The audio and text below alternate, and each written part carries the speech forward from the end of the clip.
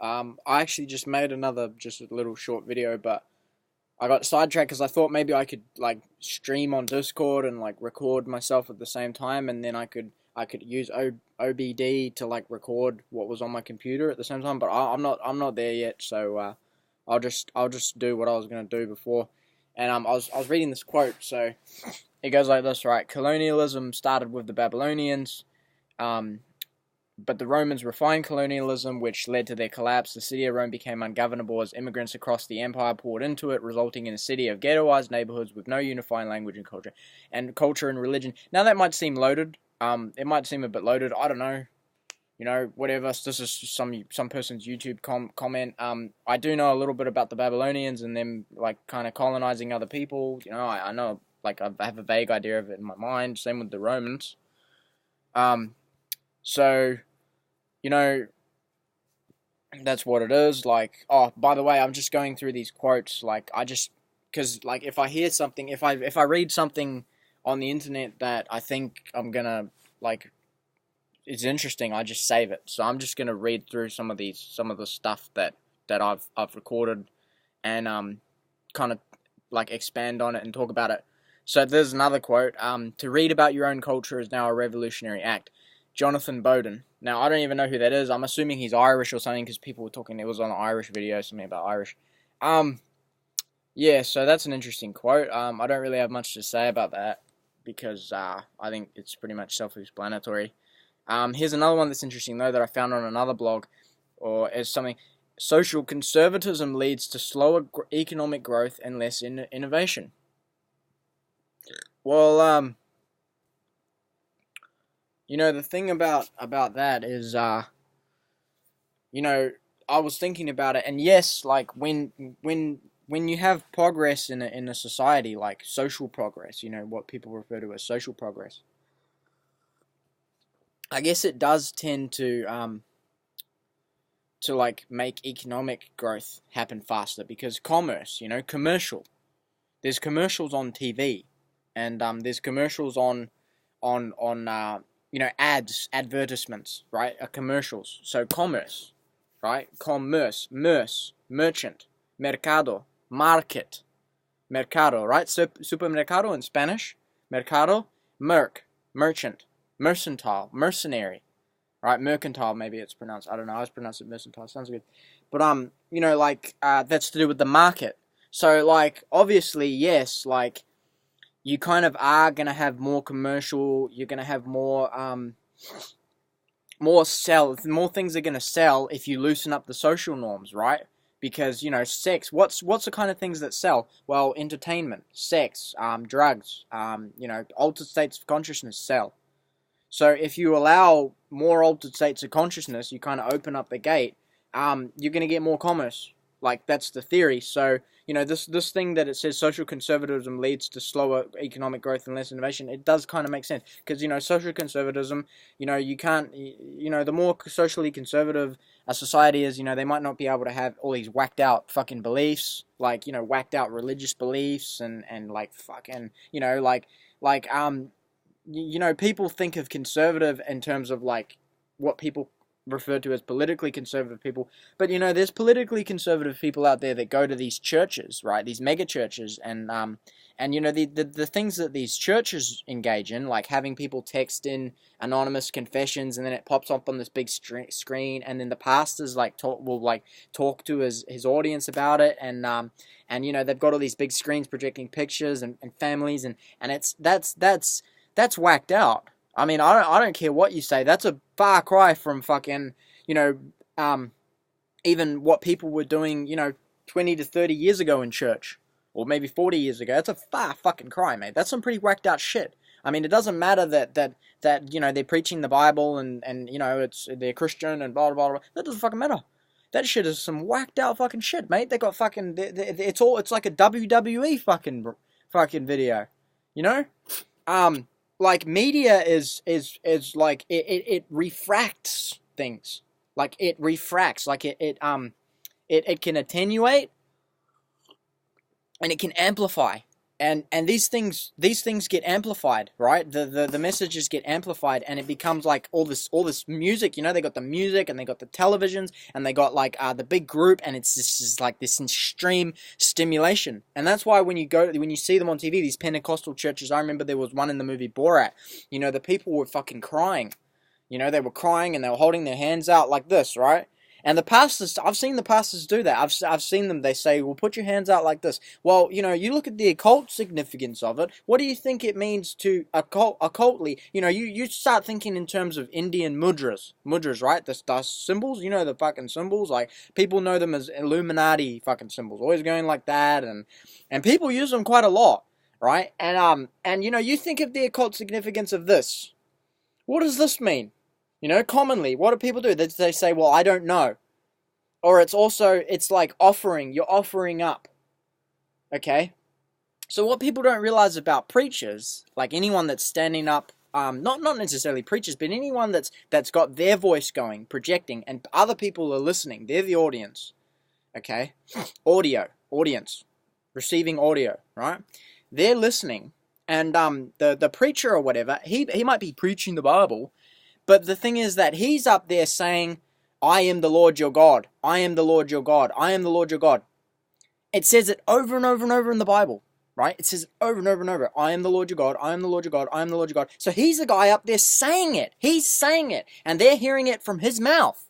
So even though he's reading it out of a book, it's almost like it's going in a loop, right? It's going into him, okay? And he's eating it, he's digesting it, and he's well, you know, I don't want to say he's shitting it out, but really he's regurgitating it back at the audience, right? And he's you know, if you think about, even in the Bible they talk about eating meat, right? And different types of meat. Well, that's the thing about meat and vegetables and how they talk about all these foods, what's kosher and what's not, because they use it as an analogy for different types of knowledge, right? So, if you're eating another person's you know, the Bible is a bunch of people's collected thoughts and all this shit, right? So if you're reading that and you're regurgitating it, you're actually cannibalizing it, right? You're cannibalizing because you're eating another animal. You're an animal eating an animal. So you're eating another human. So you're cannibal because you're eating humans' knowledge, or you know, I don't know. I read some blog about it earlier, but it kind of ties in with it. And so you know, people don't realize that this preacher's up there going, "I'm the Lord your God. I'm the Lord your God. I'm the Lord your God," saying it over and fucking over. Like it's, I mean, you go look up how many times in the Bible does it say, "I am the Lord your God. I am Yahweh." Blah blah blah. I did this, and the preacher's the one saying it. I mean, subconsciously, I don't care what the external, exoteric meaning is. Esoterically, and internally, and subconsciously, that cunt's saying he's God. Okay? And when you amplify it on fucking big, I mean, you know, back in the days it was one thing, but when you amplify it on these big fucking screen TVs, and you got people texting in their anonymous confessions and all this media and happy families and fucking these big groups of people, and the cunt's up there saying he's got a fucking earpiece in, he's got a register of everyone that's in the church, and he's got someone telling him what to say and feeding him all this information. Bro, that is a concerted effort. That is a concerted effort to influence you in some way. I mean, whether you think it is or not, mate, if you're going and sitting in there and listening to that cunt, you're getting influenced in some way. Alright? And a lot of times, the thing is that people don't realize is, what other sorts of things do they say that come out of the Bible? Well, they say things like, you know, what about Exodus and Leviticus and stuff? Well, they say, well, the Lord says that you have to give up. You have to offer things. You have to offer things. You have to give the Lord your wealth. But who's the Lord? Well, the Lord's the guy saying he's the Lord. I mean, he's the voice. He's the voice of the Lord, right? He's reading out of the scriptures and interpreting them for you. So he might as well be the fucking Lord. He might as well be the Lord because he's telling you what the Lord is. He's the one telling you, explaining it to you and talking to you about it. So, you know, you got to be worried about that shit. You can't just sit in there and think that some cunt's telling you, look, these people did this and they did this and they gave this, and, you know, they give all this shit for the tabernacle and Leviticus, and then, you know, I don't know it too well. You know, times have faded. I haven't read most of it, but times have faded. Apparently, what I've heard, Nehemiah or something, the book of Nehemiah or Jeremiah, I think Jeremiah, the book of Jeremiah is particularly manipulative, especially when you get around to that middle part. that's when apparently the whole mood kind of flips, right? And it becomes like this fucking. It goes into kind of, you can kind of spin off into a bit of a danger zone, like especially if you're taking things fundamentally. It becomes a bit of a danger zone because this stuff literally says that, the world's going to end and this is going to happen and this is going to happen and this is going to happen and it's all going to be bad and you got to do this, you got to do this. This preacher guy, he's telling you, he's saying, you got to do this and you got to do that and you got to do that and you got to do that and you better be good and you better not do anything bad, right? And and the thing about that people don't realize is that when he's telling you that shit, he's creating this big force of people that are doing good. And also, like, think about it. He's telling you, you can't watch pornography, you can't do this, you can't have a wank, you can't just relax, you gotta clench your butthole, whatever, anal sex is bad, whatever. Alright? All the shit all the worldly stuff is bad. So you've got no outlet. You've got no outlet besides what's going on in this little group and the church, and sometimes it's a big group, and that tends to make people push all their energy into this shit. So it builds, right? It builds itself in a big, stream of kind of like an egregore, which is an occult esoteric word. Everyone knows this shit, but everyone that's probably watching me, but they know this. Egregore. It's like everyone's energy is focused on this thing. Right, these like subconscious principles, and that's what it is. It's like subconsciously they're feeding this shit to you. So that's got a lot. That's got a lot. What basically, to go all the way back is there's not much socially conservative about that. That's fucking crazy. That's like whacked out shit. Social conservatives tend to focus. They might. The thing about social conservatives is, the people that go to these types of places might be social conservatives, but in my mind, people who are truly social conservative won't even go to these places. They'll go to some boring fucking church that, it's just boring as fuck. Like, social conservative usually just means boring. They're just boring. They're just boring people. They're not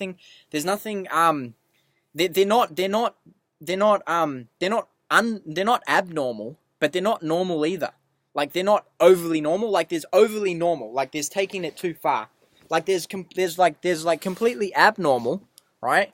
And then there's the opposite of it, which is like really normal. And there's somewhat in between, right? These normal social conservative motherfuckers. In the social conservative way, they're like that. They're kind of in the middle, right? And so they're saying social conservatism leads to slower economic growth and less innovation. Well, it kind of does. And this comment was left on a blog to do with Canada, and how Canada used to be a very socially conservative place, right? Like, it was very extremely socially conservative, and then they kind of just flipped. And they were saying that it was because of their reaction to America. And after World War II, America's influence was growing in the region, and Britain was broke, and because Canada's a Commonwealth country, so Britain, the Queen, blah blah blah blah, and so America's influence was growing, and they picked it up, and their reaction to it was become kind of more Americanized than America. They became, so to speak, more liberal, more socially liberal and more socially progressive and all this shit. And, they wanted to become even more of a melting pot than America, because before they were actually quite homogenous. The society was actually quite homogenous, apparently, at one point. And, they were all kind of like socially conservative and just boring Catholics and boring Protestants, and they didn't, you know what I mean? And that ties into this other thing I was watching. I was watching this guy. He was a British preacher, and he was talking about how in England and Britain and stuff, like, religion is sort of seen as like quite boring because it's an institution. It's part of the state. Whereas like in the actual United States of America, you got separation of church and state, so it's actually quite different. Like, there's quite a different take on it. You got these people that like really take this shit seriously, and it's not boring because there's nothing to do. It's not institutionalized. It's nothing to do with the state. So that's a whole nother can of fish, really. So but the blog itself was talking about how people have kind of actually lost like their vocabulary. People have lost most of their vocabulary. Um, lately, like in the recent fucking, maybe 50, 60 years. Fuck, I'm just gonna open the door. It's quite hot in here. So, people have lost their vocabulary in the last 50 to 60 years. And, the thing is that, they reckon it's because it started happening right around the time when TV got big. Because when TV got big, the kids were watching TV instead of reading. Reading used to be a big thing, and apparently, like, kids that were 7 and 8, they used to be exposed to like a lot of higher level reading material than the kids that came after them, like in the 1950s and 60s when TV was really getting big and ubiquitous and blah blah blah blah. And also especially of the kids today, right?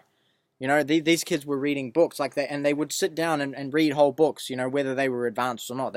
Book reading was a lot more common. So the average vocabulary of people was said to be a lot larger back then. And this was the book, and this is a quote about it. This was one of the comments. The person said, "Today we have much more words overall than years ago. Most of these names are products, names of corporations, names of technologies, etc. There's also many more acronyms which are the purposes of human memory count the same as just another word." So if the overall human capacity for words is fixed, I don't know about that, but maybe it's somewhat fixed in some sort of way. People have to include all those new names, and then these new names crowd out classic words from our mind. So this guy's saying that it's to do with all these these acronyms and these abbreviations and all these new terms that we have, and like all these in English it's fucked, man. You got all these like 4-word words, like it's one concept, but it's like 4 words, especially in like legal stuff and safety codes and safety guidelines and all that sort of fucking shit. And like agreement clauses and all this sort of shit. You have all these big fucking heavy. So this person's saying that all these little names of technologies and all these different names of the car models and the phone models and the boat models and E340 fucking CI and all this shit. I've never had the mind to remember that shit. So maybe there's something true to it, because I tend to have, even though I might seem like a simpleton, I do recognize a lot of words. I can recognize a lot of words that a lot of people might not have any fucking clue about, right? But I don't know anything about the car models, and I don't memorize that shit like other people do. Some people fucking know all the car models, and they know all the engine models, and they know all this fucking information, engineering bullshit. I don't know any of that. I know a little bit, probably more than some people, but this guy's saying that because people have to include all those names, the old words get crowded out. And yeah. What's this one? Oh, okay. This is an interesting one. It's talking about this guy Jack Buckland. Jack Buckland. Jack Buckland. So Jack Buckland was an inspiration for a character in R.L. Stevenson's book, The Wrecker. So R.L. Stevenson wrote Treasure Island, and R.L. Stevenson actually took, back in the day and shit, he took this voyage on this ship that went out into the Pacific Islands from Auckland, New Zealand. Not the capital of New Zealand, might as well be the capital. Sorry, Wellington's the capital, but most populated city of New Zealand. It's in the North Island and shit. I think it used to be the capital at one point. Anyway, so this Jack Buckland guy was on this boat that R.L. Stevenson took, and the boat was working for a company called something in Henderson and something else, Henderson and Stanley or something. Henderson was a really important figure in early Auckland. He was like a businessman, and I think he was in politics, so he was a mayor or some fucking thing. But he was really important, and he had the steamship or something that used to go out into the islands. And Jack Buckland was a trader. Like, he used to trade things out in the islands. He actually, I think his father married this rich woman, and when his father died, they set up a trust, and he got this money, but it was like a stipend. He received it like a trust. He received it every so once in a while in a payment, so he didn't, what he would do is, apparently the story goes, he would spend all his money in Sydney. Sydney was back then, Sydney was really important. It was the hub. Sydney was the hub. Sydney now is different, But Sydney's history, you can see it all over. It's an old place, man. It's been around since the 1700s. You know, Sydney's like in Oceania, Sydney's the oldest big city. So it's got all this history and it's real old and, you know, I'm a fan. I quite like Sydney. You know, I can't lie. I spend a lot of time there. You watch my other videos, you know I spend a lot of time in Sydney, man. I like Sydney. But this guy Jack Buckland, so he was a trader. So he'd spend all his money in Sydney. Now I imagined when they said that on the Wikipedia article I was reading that he was out there whoring and, you know, he was fucking whores and, you know, fucking, you know, doing whatever they did back then, carousing and drinking fucking alcohol. And they probably had pot back then. He's probably smoking pot and, you know, just being a fucking, you know, whatever. Playing cards. I don't know what the fuck. You know, it seems like back then they probably had a lot of fun. You know, there was not a lot of fucking computers around and TVs, and there was no fucking, you know, radios and audio phones and all this fucking shit. This was back in, like, I think, you know, almost the 1700s or something, or 1800s or something, early 1800s. So, I mean, this cunt would have been, you know, fucking out there fucking whores and fucking just, you know, getting pissed and having, like, good conversations and smoking ciggies and fucking whatever. But yeah, he was a trader out in the Pacific as well. He went out to this island called like Niutau or something, Niuetau. I think I'll look it up right now. Yeah, Niutau. Niutau. It's an island in the now modern days. It's in like the kingdom, I think they call it the kingdom of Tuvalu or Tuvalu. It's like an island nation out in the Pacific. Actually, apparently one of the main islands I think is sinking, and they keep having like refugees or something come to Australia and New Zealand. But anyway, I think there's some in Fiji as well. Samoa probably Tonga. But anyway, he used to go out to these islands and trade. And at the time, like, it was really rare for Europeans to kind of be out there. Like, there was a whole swathe of like European beachcombers. And you know, I think some of them were pirates, and they're probably involved in blackbirding, which was like taking the native indigenous people of these islands and putting them other places to work, you know, as indentured servants. But anyway, you know, he was like that's what he did when he ran out of money in Sydney. He would take like a little bit of money he had left, and he would load up all the shit, go on the ship out to the islands and trade with these islanders, right? He would trade like tobacco and alcohol and, you know, tools and whatever the fuck they traded. And a lot of times they would bring back copra on their ships. Copra was the basically a dried coconut, but minus the shell and the coconut flesh, they call it. And they would make coconut oil out of it, and then they would use the leftover dried desiccated coconut, you know, that's what they call it now, as like a animal feed, and, you know, they're using cakes and shit, whatever. But yeah, this guy Jack Buckland was really interesting because he was doing that at that time. And he was on this ship that this guy R.L. Stevenson was on. And he was an inspiration for the character, and he loved the fact that he was a character in this guy's book. He carried around a copy of that book, The Wrecker, with him for like the rest of his life or something, because he was so proud of it. And they reckon he was a bit of a character. They reckon he was what the French call a natural, which means that like when he did pranks or practical jokes, or like he did something kind of silly or stupid, but other people would tolerate him. You know, they would tolerate him doing it because he was a natural, but if someone else did it, you know, it wouldn't be appropriate. So, yeah, he was an interesting cunt, and, the Scotch, it's what the Scotch call a natural, sorry, not what the French call a natural. But, the quote says, some years ago when Jack was at his station, so this was out in the islands, he received word that his trustee, who was in charge of his property, had levanted it all. Now, levant. Alright, that's a specific part of the world, and I had to look this word up because I didn't really know it. Levant just means that I think they'd squandered it or something, and that they just lost all the money. You know, like they were working as a trustee and the money had gone somewhere, and he wasn't going to get the money back. So it says right here, whereupon poor Jack put a pistol to his head and blew out what brains he possessed. And it goes on to say he was a beautiful creature, terribly annoying at times, but with something childlike and appealing. So, yeah. Childlike and appealing. So, yeah, no, he was a good cunt. Like, apparently he used to buy, like, a fake nose and a beard and shit to go out to the islands and mess around with the islanders. He had a wife as well, an avanga, what they call avanga, from this island, Niutau, and he took her to Sydney, and then, like, he left her there. and he didn't want her and shit. And the father had to come from Utah to get this woman and take her back. But I think she married some other European guy.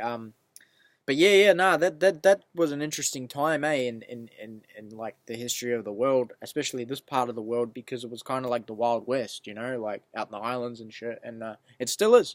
Right now they're having all these problems, like in Fiji, Tonga, and Samoa and shit, with meth, and the meth cartels and the cocaine cartels are bringing it into Australia and New Zealand. It's like one of the biggest. It's like almost the biggest market in the world for drugs, besides like the UK and America, because people have got money, but they're not happy because they've got money. It's funny when you look at like the Africans, a lot of Africans and shit. They're dirt poor, and Indians and anywhere, like people around the world. They're dirt poor, but they got these big smiles on their face and they're singing and clapping, and yeah. I'll leave you to interpret that how you will. But yeah, no, interesting. Oh, okay. This next thing is about asuras. So asuras are within like Hinduism, and they're the kind of the lords, if you will, when it comes to like spiritual hierarchy. They're like the lords. They got devas, which are like good asuras or something like that, and then asuras, which are kind of, they've taken on a negative sort of connotation, but in the original, when the Hindus wrote about them, they were actually neutral. Well, so the asuras are non-believers. It says right here, the asuras are non-believers of God and believed in their own powers. So that's what it says now about them. So, do with that what you will. But it's interesting because they said Askor Parpola traces the etymological roots of Asura to Asera of Uralic languages, where it means Lord or Prince. And I'll just point out that within linguistics, T and S is interchangeable. So, an interesting thing about that is that in New Zealand, where I am, there's a word Atua, which, if you swap the S out of Asura, it's to a T, because they're linguistically changeable, it becomes Atua. Alright, and Atua is the word for like a god or a lord. Not a lord, Araki is the word for a lord, but it's the name for like a god or a deified ancestor. I'll probably get in trouble for saying that because it's tapu, but whatever. Yeah, so I thought that was really interesting. So I was reading about these asuras, and one of the most famous was that guy Hiranyaksha and Hiranyakshipu. I'm not saying it very well, but they were these twins or something, right? And Hiranyaksha means golden-eyed, and this is I'm obsessed with the story of the third incarnation of Vishnu, which was a boar, and he actually lifted up the earth from the primeval waters after Hiranyaksha hid the earth in primeval waters at the start of the universe or something like that. There's a name for the primeval waters, but I forgot. And the earth is deified as the goddess Budevi or something. Not saying that very well either. But yeah, so this quote says, according to Janine Fowler, the Gita, Bhagavad Gita, states that desires, aversions, greeds, needs, emotions in various forms are facets of ordinary life. So it's normal to have like aversions, greed, needs, and emotions. Like when I was reading about this before, it said that it's pretty rare to actually find individuals in humanity who are like saints and like people who are absolutely evil. It makes sense. I think the statistics for psychopaths or something is like 1 to 2% of the population, sometimes 4% in certain countries. I think that's the one for the United States. But anyway, yeah, it says that they're facets of ordinary lives, and it's only when they turn to lust, hate, cravings, arrogance, conceit, anger, harshness, hypocrisy, cruelty, and such negativity and destruction inclined that natural human inclinations metamorphose into something demonic. Asuras. So, yeah. But it says that before there was a negative connotation around asuras. They were actually not considered. They were kind of neutral, and it was in the later writings that became demonic. And this other bit, it's talking about adharma. So if you put usually in the Sanskrit or the Hindi, if you put in front of, like, there's vidya and avidya, atman, anatman. So you put an a in front of things, it's like the opposite. But then this is saying that adharma, which is the opposite of dharma, it appears to be the opposite, right? But no. It's actually not the opposite. It's not the binary opposite. And it's not absolutely unethical. it says right here, complex functional subjective term, just like Dharma, with shades of meaning that depend on the circumstances, purpose, and context. And then I've got this other quote: "You can't add water to a full cup." Feel free to fix whatever it is that needs fixing. I'm sure this will be the time it actually works, since there are obviously no power-hungry psychopaths in your mix at all. On the other hand, I am a devout Gen Xer who will be over here arthritically skateboarding with my Walkman on. When you get hungry or need gas money, you'll know where to find me. I don't know where that came from, eh? Yeah, that was from a story. Oh yeah. That's from a story that someone else put in my quotes. Didn't really quite understand that story very much, but it was kind of interesting. This one says, "He not busy being born is busy dying." Wow, that's fucking. He not busy being born is busy dying. Yeah, I mean that's pretty, like, yeah. There's not much I can say about it, but it's pretty self-explanatory. But it's also like very occulted and very deep. You could extract multiple meanings from that, I'm sure. This one says productivity is for machines. If you can measure it, robots should do it. So that's what I'm doing right now. I'm not being productive. Robots should do whatever's productive. I'm not a robot. Time and trouble will repay you 100-fold. Yeah. Preparation, I guess that's preparation. Unpleasant usually equals unsearched.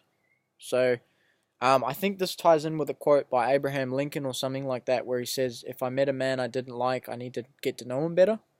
Maybe it was Winston Churchill that said that. But, yeah. So if you find something unpleasant, look into it. And you might find that you learned something else about it or something. I'm not really sure. This is a good one. If it's not nailed down, it's mine. And if I can pry it loose, it's not nailed down. Some people don't really care about possessions and ownership and morals and things like that. And if it's not nailed down, they'll take it. And if they can pry it loose, it's not nailed down. So look after your shit. That ties in with something. Someone was trying to tell me something about indigenous people and their concept of ownership. And they were trying to say that I don't know about this, but they were saying that some indigenous people, their concept of ownership was, if they had it on them, if they had it in their hand or on them or, on their body, they owned it. Alright? And if they put it down, it's not theirs anymore. So it's weird because I had a friend recently that was staying in a homeless shelter, and he said that he was sleeping on top of his stuff so it didn't get stolen. And homeless shelters, like, I've been fucking on the streets and shit, and I've always, like, stayed away from the shelters because, like, you're going to a place of concentrated fucked up people. Really, like, I'm just being real about it. Like, I don't want to be anywhere near those fuckwits. So those muppets, I should say. So but yeah, no, I think people still have that concept. Like, if it's on you and you can keep it on you, it's yours. But if you can't keep it on you, or if it's not on you, it's not yours. So but yeah, that's apparently how some indigenous people's concept of ownership worked. And theft was not as frowned upon as it, or the concept of theft was different as well, than it is for us. So there's something to keep in mind. I don't know about us, but you know what I'm talking about. This one says, there are no problems without solutions, therefore there are no problems. Yeah, no problems. But I mean, then you look etymologically into the word problem, right? And the word problem, I always think of it as this, because blem is like a blemish, and your pro is putting it forward, so it's like projecting a blemish. So it could be something that you say, but I mean, that's something else to keep in mind, is that in other languages there's a problem, actually, like in Chinese, wenti is a question, but it can also mean a problem. And also the word shi is a matter. That's one of the shi. There's a lot of shi. But like shi is a matter. That's one of the sort of things that it means in certain contexts, but it's also a problem. So interesting, yeah. So problems, questions can also be problems, and I think that ties in with a certain thing about Europe in Europe's past, about a question about, you know, certain people. So yeah, that's another thing that you need to keep in mind. Let me see. Look at this. 34 million people in the U.S. claim Irish descent. 12% of the population of the U.S. The population of Ireland is 6.4 million. So that's something to keep in mind. I think Samoa's got something similar going on. Like, there's more people living in New Zealand, Samoans, than there is in Samoa. So yeah, something to keep in mind. Pretty interesting stuff. So this is a comment like people said about when you stop doing something that you engage in with other people repeatedly, I guess, or habitually, and then you stop, or something that's like socially acceptable, you know, like drinking. This is the example. They said, so someone says, "What do you mean you're not drinking?" And they said that translates to, "You think you're better than me." And then they say that left unchecked, that line of thinking leads to, "You must be up to something," right? So if someone's not drinking, they must be up to something. They must be doing something different. You know, they must be, kind of, there is a bit of truth to it. You know, I guess that's a stereotype, but there is kind of a truth to that stereotype, right? I mean, you know, there must be something that the teetotalers are up to. You know, that they're into religion. Well, you know, Karl Marx, religion is the opiate of the people. So yeah, I don't know. I find it interesting though. Another good example is pornography. You know, modern day, very very accepted. But there's certain people that are really against it, and the people that find it socially acceptable, they think, well, what are these people hiding, or why are they against it, or there must be some kind of cult or some sort of nut job. But the thing is that just like some people have, certain percentage of people have problems with alcohol, certain percentage of people obviously probably going to have problems with pornography, or what they consider a problem, or it's not, it's going to stop them from functioning to the level that they need to function at, or the level that other people think they need to function at. So, yeah. Which ties in with this one, actually. It says, "You're under no obligation to be the same person you were 5 minutes ago." That's an Alan Watts quote. You're not.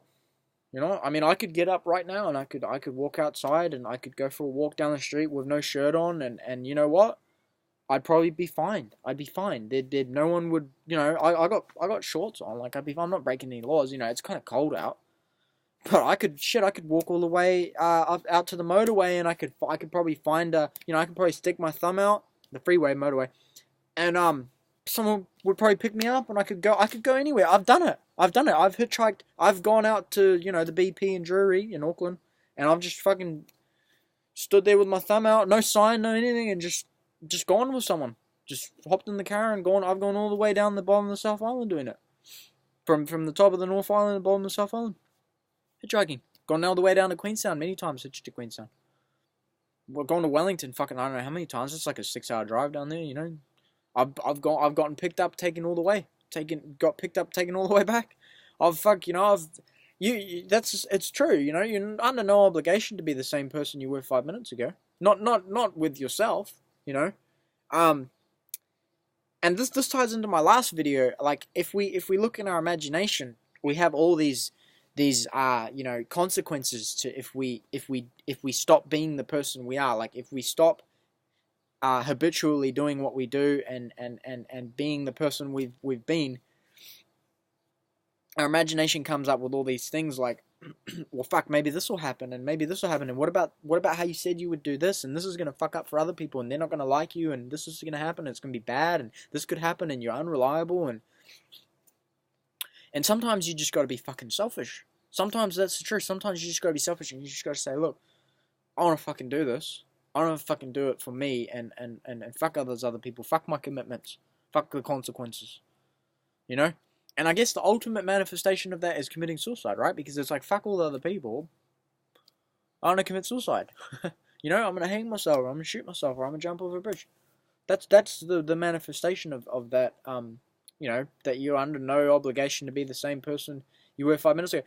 But here's the really esoteric part of that. And Alan Watts would have known this because he talked many times about the word person. It's a persona. It's a mask. Persona. Sona. Sound. Sorry, I'm just going to get a blanket. Look at me, Swami. Swami wrapped up in a blanket. It's like like my robe. Okay. So, you're under no obligation to act, be the same person. Right? But Alan Watts, he says it. A person is a persona. Per is the same as pro, which is like forward. Sona, sound. And they used to call the masks that people wore in the theaters, the actors, personas. So, the esoteric part of this, it's like saying, well, you're under no obligation to act, to carry on the same act that you were carrying on before. Or you're under no obligation to wear the same mask that you were wearing before. Alright? Which is quite a powerful idea. I mean, that's definitely got some stuff to do with, how they talk about psychopaths and masks and sociopaths and all this sort of shit. Like, gosh, there's probably another conversation to do with that. And here's another one from Alan Watts. He says, life is not a problem to be solved, but an experience to be had. Well, fuck. I mean, that pretty much blows out of the water this next one, about there's no problems without solutions. Thereby there's no problems. But Alan Watts says, well, life isn't a problem to be solved. It's an experience to be had. Well, yeah. I guess, Oh, here we go. Here's a cool one. It says, in the myths of barbaric folk, we note that light and life are practically synonymous forms. So light and life are synonymous. Well, lie and life, light and life, lie. You could even say that it's all a lie. It's all a lie. I mean, shit, the Buddhists say that it's a big dream. And, I only recently thought about this when people say living the dream. And, you want to live the dream, American dream, Aussie dream. What the fuck you want to dream for? What the fuck you want to dream for? In Tibetan yoga, apparently, like, their dreams become more like reality. Tibetan dream yoga, they call it. The dreams become more like reality, and the reality becomes more like a dream. So, I guess that's to do with living the dream. I thought about it. I thought, well, maybe there's some people that don't want to dream. They want to be awake all the time. And it's interesting because you ever look at the Jehovah's Witness magazine, it's called Awake. And it's a popular thing. I find it's popular for gurus and shit like that. And they always say shit like, oh, you gotta wake up. You gotta wake up. You gotta be, and people always say like, oh, we're the ones that are awake and everyone else is asleep. And, sleep sheep. I don't know. I get into that stuff. I get into the linguistic stuff. Sometimes you can look at it etymologically, and sometimes you just think to yourself, well, look, if everything's in my head and everything's my reality, maybe everything's just tailored that way. Like a solipsistic point of view is maybe everything's just tailored how it's tailored, and there actually is something to be said for the links between things that sound the same, even if they're not etymologically related. When you look up them etymologically, maybe there's some hidden, there's all sorts of. So, light and life are practically synonymous terms, and I guess death and night are also practically synonymous. When you look at the Zoroastrian religion, it's got very clear delineation, apparently, between good and bad. And also the Māori, the indigenous religion of New Zealand, is also, pretty. I read a whole paper about it once, like a university paper. It's like it's pretty fairly delineated between good and evil, black and white, dark and night, like duality. So, whereas like other things aren't quite as delineated, like in the Bible, Satan and stuff is meant to be evil, but then you got Lucifer as well, who's meant to be Satan, but we don't really know. And then it's there's all this, and but not only that, but then like God sends in Job, like God sends Satan as the adversary or something, so it's like, and then people say like at the left hand of God is Satan, and then Jesus wrote that. So it's like, it's weird because it's not as clearly delineated, because like then it's got those scriptures about how God made the light and the dark, good and evil, so that's not as delineated as say like the Zoroastrian or the Maldives, or I think the Egyptians were the same, where everything was clearly dual, It's either you're either or, is or isn't. So yeah, and then they had this thing also about the connections between the moon and agriculture, the moon and women, and the moon and water. And they were very important Asiatic concepts, and also in the Maori religion, like everywhere. I just watched something on TV recently. I think it was on YouTube. I watched it on my TV. That had something to do with the moon, and it was the same. It was in Europe, I think. And they had these plants. They believed that certain plants, had to do with they were moon plants. Yeah. This is it. I was watching this thing on YouTube about what's the plant? Mugwort, I think they call it mugwort, and how it's a lunar plant. This herbal lady was going on about it, and she's saying it's a moon influenced plant. And you can see because it's got these white silvery parts of the plant and all this stuff. And she was saying other plants that are like that are influenced by the moon. Well, I know for the indigenous Maori and another civilization, I think that did it was the Babylonians, the Chaldeans, maybe the Persians, I don't know, maybe Egyptians, I think too. They counted the nights instead of the days, and they counted them that everything was the moon. They had a lunar calendar. You look around, mostly the indigenous calendars of the world were lunar calendars, not solar calendars. They counted the nights, and they had nights that were good for planting certain things, and they had the Maori, the indigenous people of New Zealand, they had a different name almost for like every night of the month. In relation to the moon cycle. So, whether the moon was waxing, waning, whether it was a full moon, no moon, that sort of thing, how many days it had been since the full moon, which days to fish on, which days to plant on, and it was different in different parts of New Zealand, and, it's different, if you look at the lunar calendars, it's different in different parts of the world, because, obviously, the different regions are going to be different, because, the moon, at one time, in one day, the sun is going to be shining in that place, whereas in another part of the world, the moon's going to be nighttime. So it's different. But and because of the tilt of the Earth, because of the tilt of the Earth's axis, it's different as well, right? Because you're not getting one part of the Earth is seeing the moon from that angle, and I don't know. It's complicated stuff, but it makes sense that the moon and agriculture and women are related, because you plow a field and you plow a woman basically, and the way to plow a field is that you make these troughs in the ground, right? These slits, like cuts, trenches. And what do you think the word cunt means? It means a trench, a slit, a ditch. I mean, it's not complicated. And then you put your seed in it, fertilize, and then well, that's the bees and the flowers, but I mean, this is not rocket science, mate. And then the moon and water and women and water, well, I'm not really sure about that one. I mean, here's the thing that I can say though, is reading about this, I read something else, is that the moon controls the tides. So the moon controls water. And the people have said this is bullshit. You talk to people hate to hear this shit. Some people fucking hate to hear this shit. They will not listen to it. They'll outright reject it. They'll say it's sexist. They'll say all this shit, right? But the moon is active on water. Human bodies are like 80% water, okay?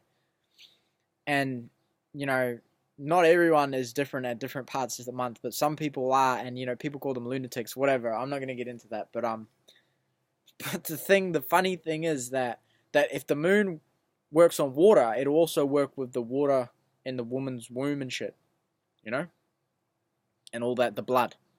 So, it's working with menses, menstruation, mens, the moon, menstruation, menses, the moon, Latin, I think it's menses for the moon or something. The months, moons. I mean, this stuff's not rocket science. To be honest, I'm always surprised that like 90% of people have never heard of this shit. They've never made the connection, and I'm like, what? You fucking crazy? You've lived in this fucking society with all this shit. You've been fed it from day one, and you've never fucking made these connections on your own. Fucking blows my mind. Anyway, so I mean, if the moon controls the water and the woman, menstruation is controlled by the moon, basically, isn't it? And I read somewhere that mugwort. Oh, this lady was talking about this lady fucking on this herbal lady was saying mugwort is good for inducing menstruation. And I think she even said it was used as an abortifacient or whatever the fuck they call it, abortifacient or abortifacient. The mugwort is good for inducing the menstruation. And she said if the menstruation happens at the wrong time of the month, which that happens for a lot. I've personally come in contact with a lot of women that they have these really painful fucking periods and they got these horrible PMS symptoms and all this shit and it's just fucking awful. And this lady was saying that it's because it's happening at the wrong time of the month. So they're menstruating, but they're not menstruating with the moon. They're not going with the moon. So that's why you need to use these herbs to make your menstruation go with the moon's cycles. And that's the connection between the moon and the water, the moon and the woman, and the moon and agriculture. And the agriculture is dependent on water. No shit, Sherlock. Fuck. So when this paper said these connections are very ancient Asiatic concept, I was like, well, fuck, man, they're not very. I mean, it's just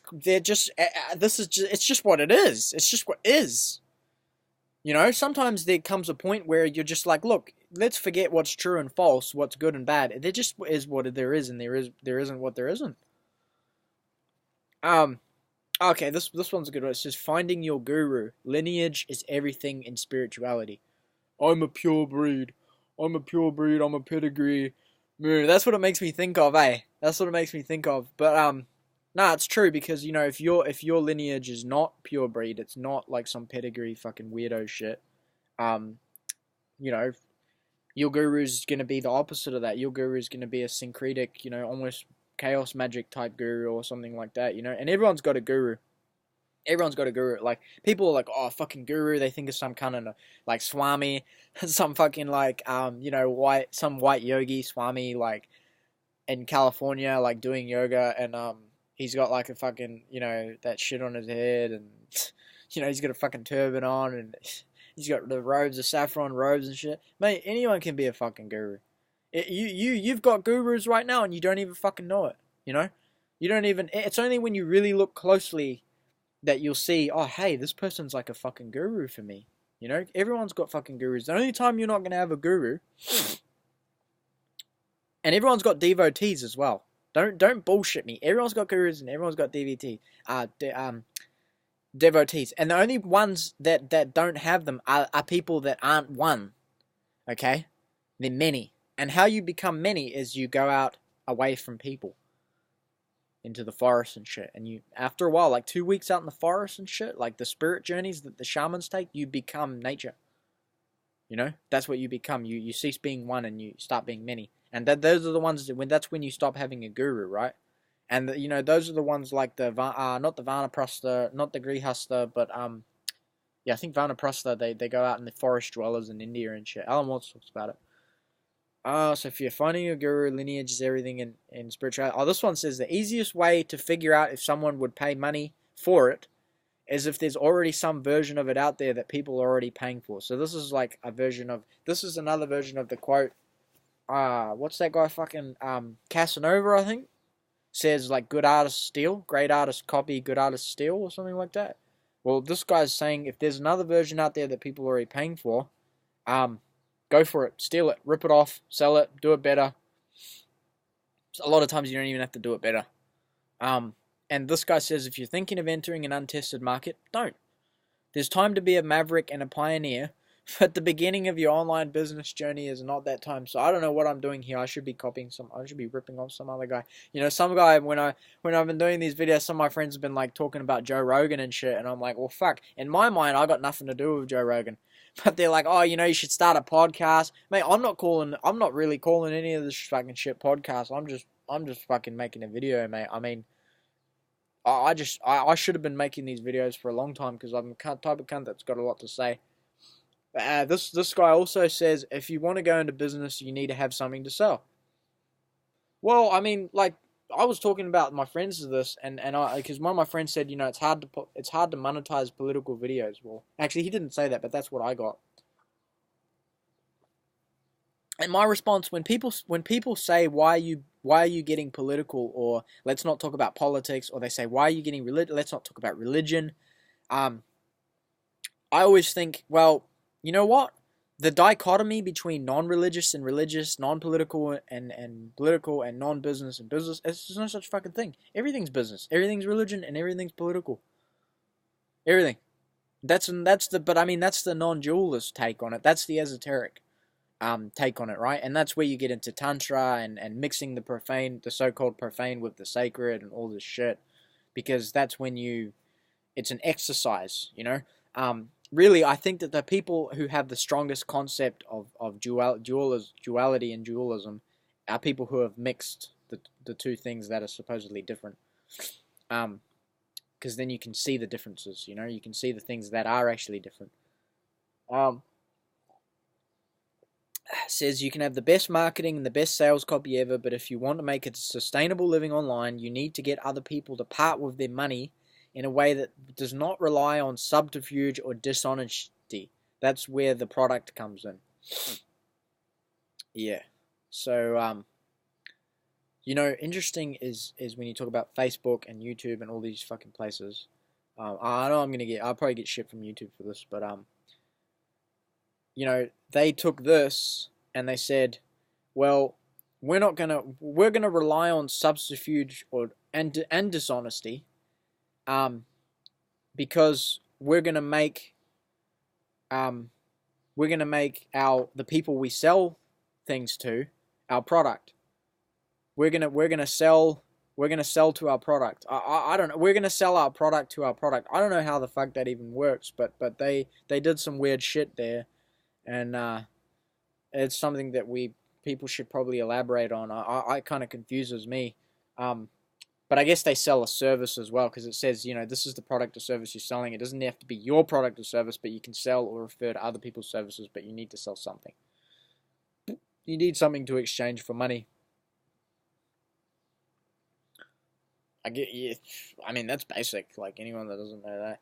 This one says, anything which causes a degree of discomfort, physical, mental, or emotional, the more severe the discomfort, the easier it is to convince people to give you money in order to solve it. Well, I mean, in my opinion, not having someone talking, I go to sleep listening to Alan Watts not podcast, what the fuck, Alan Watts lectures and shit a lot, the recorded shit, because it's just soothing to hear someone, waffling on about something that he's got a nice voice, calm, nice voice, he's very, very articulate, elaborates on his ideas, kind of goes off on a tangent, but that's good. He usually comes back, but he talks about things that aren't too important, but they seem important, like they're important enough to hold your attention and intrigue you and interest you, but they're not, in the grand scheme of things, they're not important, so they don't weigh down on you. They don't have that mundane, earthy sort of feel. So, that's what he got paid to go around talking to people and do lectures and shit, and that's what he sold, and really he was taking away people's discomfort with just not having, with either having, because you're either stuck with silence, or a lot of times you're stuck with people talking about the most mundane shit around, and you just don't give a fuck. Unless you're actually in the conversation, it's fucked to listen to other people talk about mundane shit. It's just fucking boring. So there's that. This guy says his entire strategy for income generation is based around a simple idea: if I don't use it, I don't sell it.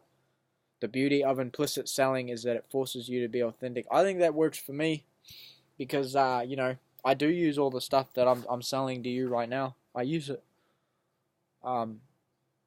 It's easy to sell ideas and shit like that, if you're so inclined. If you're not inclined to talk for a long time about all this sort of stuff and you can't elaborate on it, well, it is hard. It's not easy. So, the basic principle of copywriting, oh, fuck that. Fuck that. I don't even want to talk about that. Fuck this sales shit. It makes me fucking feel like a charlatan or something. Oh, look at this one. Nothing in this world is safely and securely yours. You can be robbed, neglected, or betrayed. Fuck. That's fucked, eh? That's fucked. I think that's why Alan Watts' shit fucking appeals because it's like it makes you feel better about the world, eh? You know, you can just sleep and it's like, oh, you know, fucking grandpa's going on about telling all these nice fucking stories, making us feel better, eh? Before we go to sleep. Oh, this one's a fucked one, eh?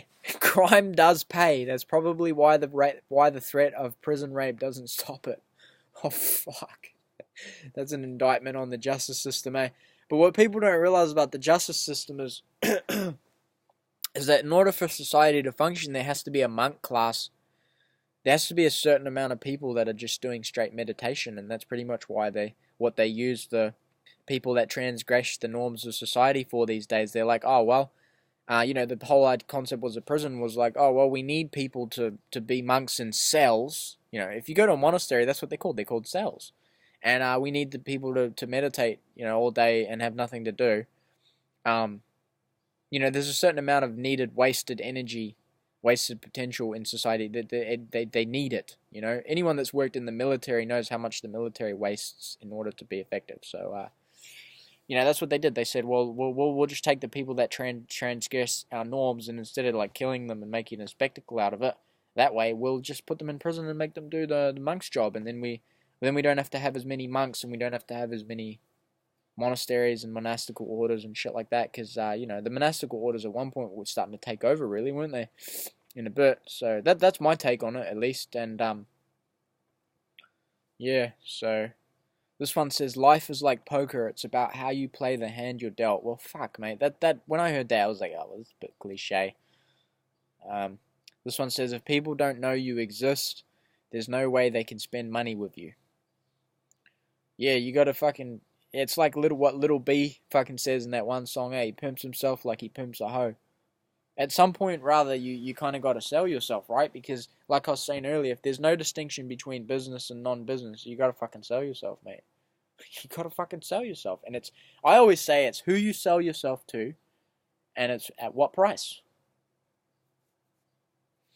That's what I say.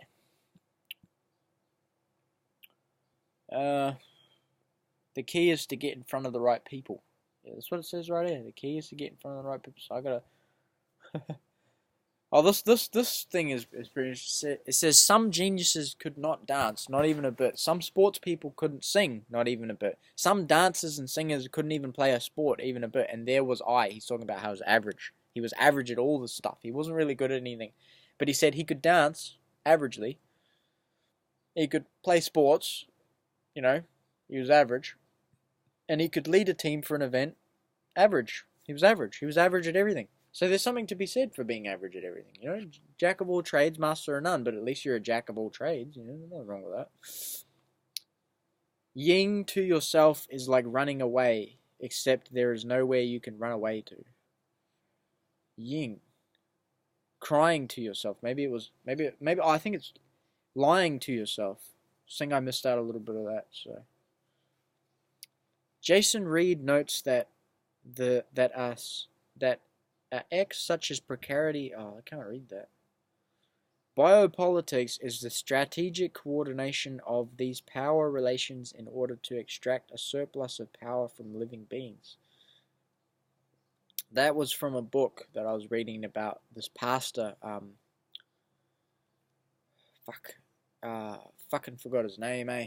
It was like some fucking cunt, like Jason something. I could look it up real quick, eh? I suppose I'll fucking look.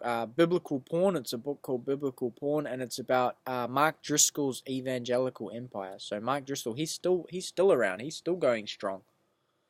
So you know, and it's about how he was you know, he had a biopolitical empire, and this ties in with what I was saying earlier about, you know, the preachers and shit making people do like focus all their energy in this kind of egregore towards this result, towards all their energy like building this empire, you know, and like he had this thing going on that he was encouraging, which was like they referenced the panopticon, which was an idea for prisons back in 1800s, where they had like a central eye, sort of like a central tower where you could look around, panopticon, so you could look all around, and like panorama, and opticon so you could see all around, and they would watch all these people in the cells. And they didn't necessarily actually watch them at all times, but the prisoners, because they could see themselves being watched, they imagined they were being watched all the time, and that it actually made them act completely differently. And that's one of the things, the major changes I think in society that's happened, is that because of the phones and because of the cameras and the surveillance, the constant knowledge in people's minds that at any time someone can whip out their phone and just videotape them, right? And not to mention all the cameras around and the surveillance, and they think the average normie motherfucker thinks that, cameras are watching them all the time. There's always someone watching the cameras. Fuck no. You can't pay someone. This shit's boring. You can't pay someone enough money. Sometimes. But you can't. It's hard to pay someone enough money to sit there and just watch fucking cameras all day, mate. Trust me. Maybe. It actually sounds pretty interesting. Fuck, I'd do it. I'd fucking do it. I like to people watch. But, yeah, so the panopticon was, so this is what this guy was doing. It was induced in the inmate a state of consciousness and permanent visibility that assured the automatic functioning of power. Right? Automatic functioning of power. So, that's what they're basically doing these days with the phones and the cameras and all that. They know what they're fucking doing, mate. Yeah, panopticon designed by Jeremy Bentham in the late 18th century as a cost-effective antidote to the inefficient operation of institutions such as prisons, hospitals, factories, and schools. So, yeah, like I said, built around a central guard tower, the outer windows through which a guard could monitor every inmate in their cell without being seen.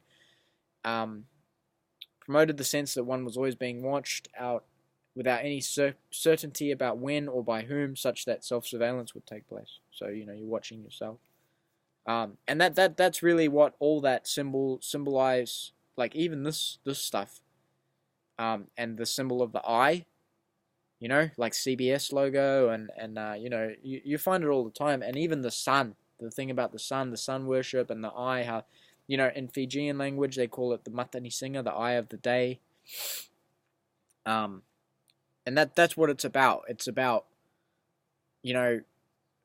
that's like the eye on the pyramid, the great watchful eye, the eye of Osiris, watching everyone, right? It's watching everyone.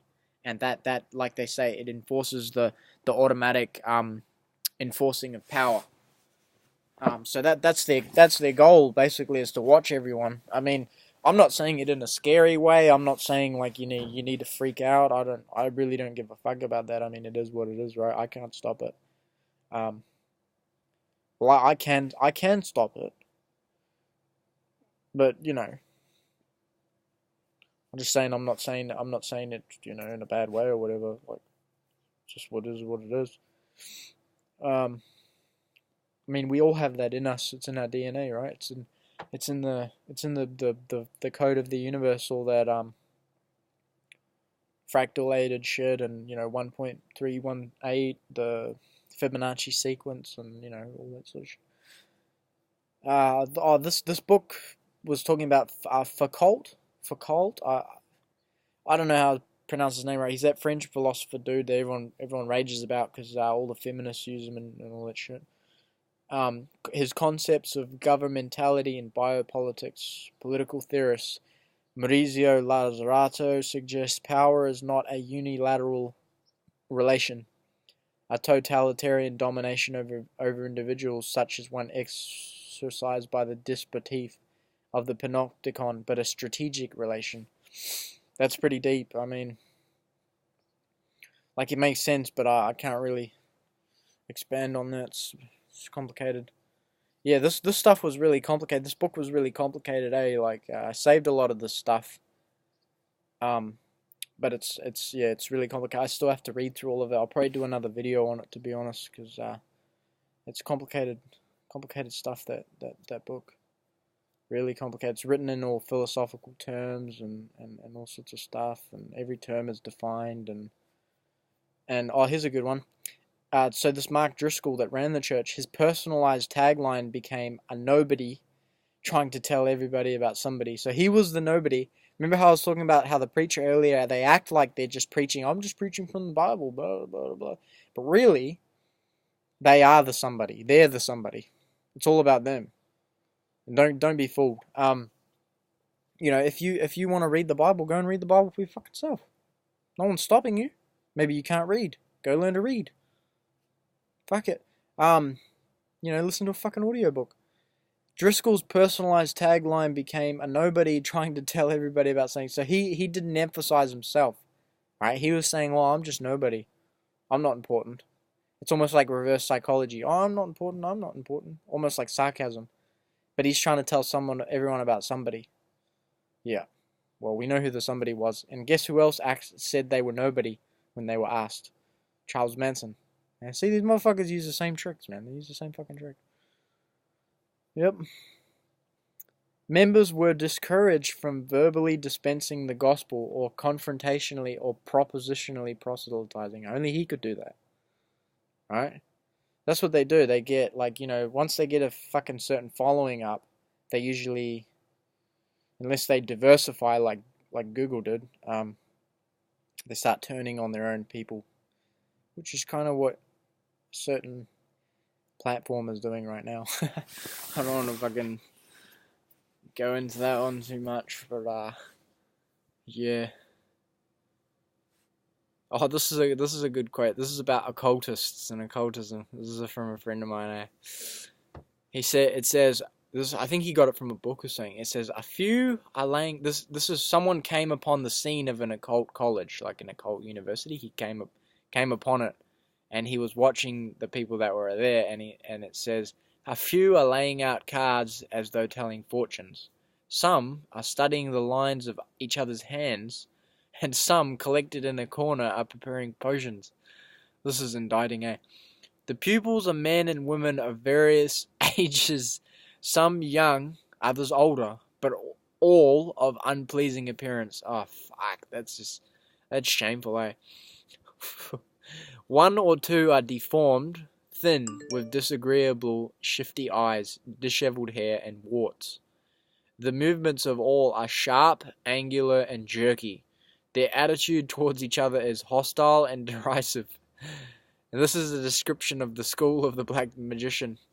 It is a sad thing anyway, this occultism. This is what my friend was saying. He says, I do not want to say much more about it, nor would I even if anyone was listening. Oh, fucking hell. Oh, yeah. Oh, fuck, I don't want to read that quote. It's a bit political. Oh, there I go. Everything's political, so why not, right? Everything's political. In reality, this is a different one. In reality, money rules these countries. They talk about press freedom, when in fact all these newspapers have one owner. And the owner is, in any case, the sponsor.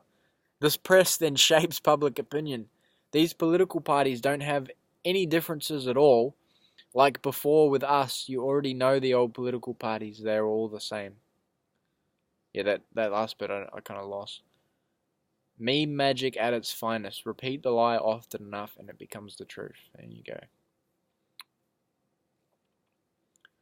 Within the eld of porn studies, there is scholarly attention paid to what is called sexualized culture. Listen to this. A term with myriad uses that can mean anything from a contemporary preoccupation with sexualized values, practices, and identities. The public shift to more permissive sexual attitudes and the proliferation of sexual texts, the emergence of new forms of sexual experience, the apparent breakdown of rules, categories, and regulations designed to keep the obscene at bay, and our fondness for scandals, controversies, and panics about sex. Yeah, that's pretty, that's from that biblical porn book. Yeah, and how they turned, the biblical stuff into pornography, really, yeah, because, he was, that guy, Mike Driscoll, was getting up on stage and he was talking about how, they turn,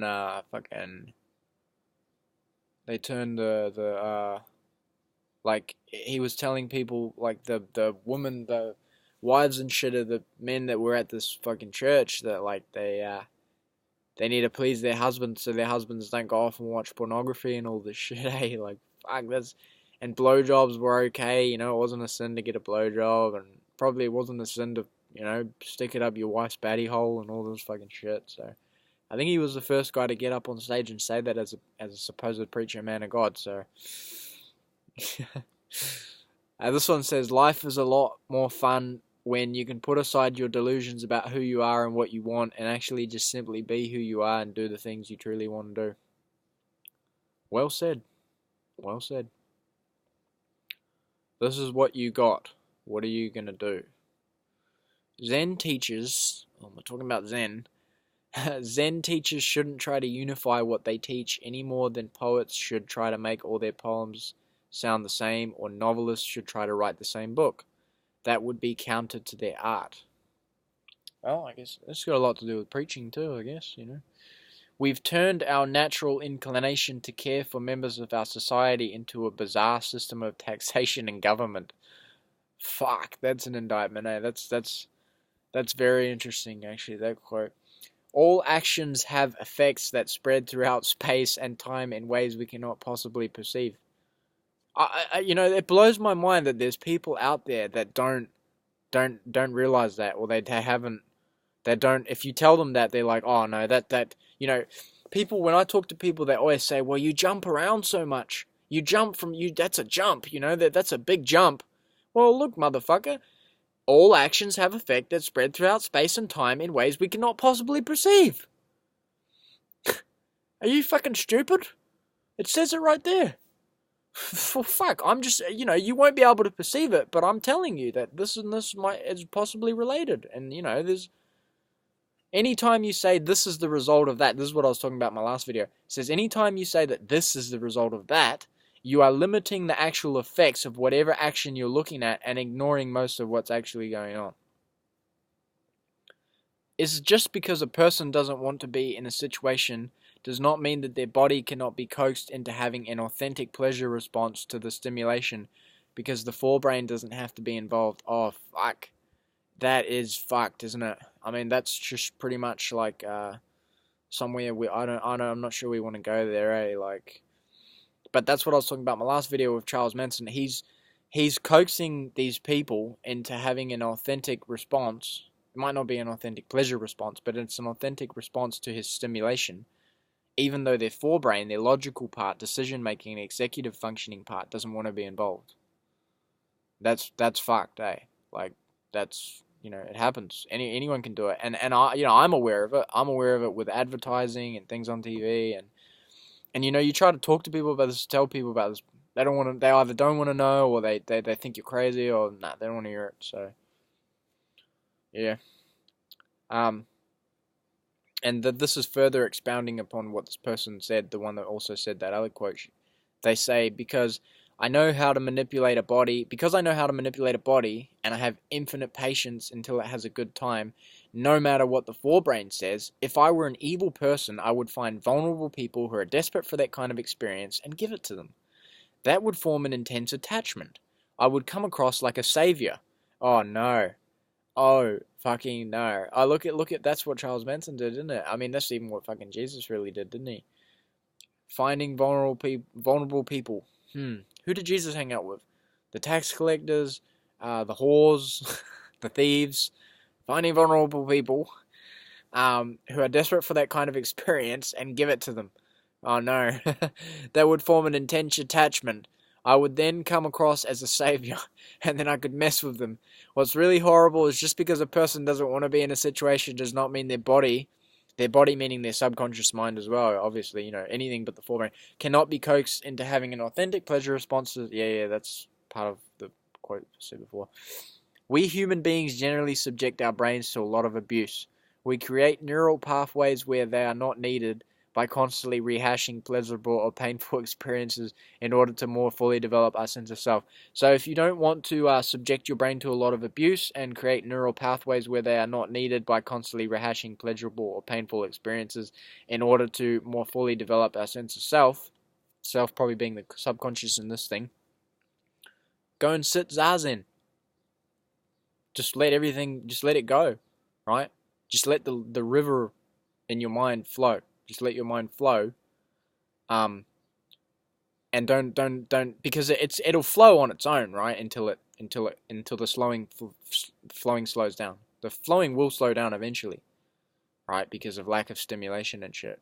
And because if you sit for long enough in a place where the stimulation's not changing, your mind will eventually get used to the stimulation, and it'll block it out, right? Like, not block it out, but it'll get used to it, so you won't hear it as much.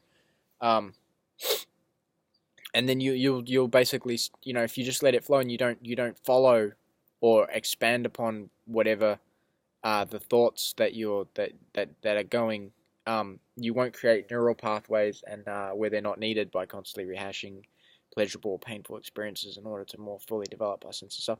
And trust me, because I've sat Zazen for like 2 hours before, I'm a pussy. Fucking 2 hours is my limit.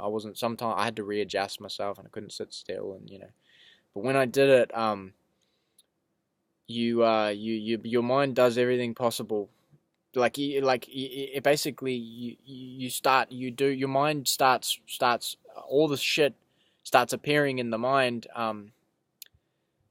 that are pleasurable or painful experiences, from before, and basically you keep being tempted to engage in those pleasurable, painful experiences. And I think I've heard someone talk about Jesus in the desert, how he was tempted by the devil, something like that, and that's kind of a lot to do with that. Like, I think he was talking. They were saying like how the devil kept tempting him. Well, that's kind of what it's like. It's like you're crossing the desert, and I think that guy Connolly, or one of those preachers, I can't remember his name, but he says something about that.